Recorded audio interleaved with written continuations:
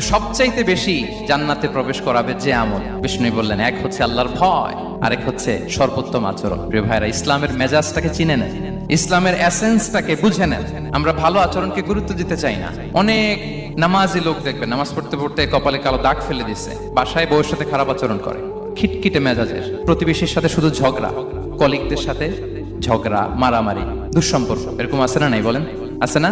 কিন্তু নামাজি, অনেক বড় হাজি, একদিনও কোরআন তেলাওয়াত মিস হয় না।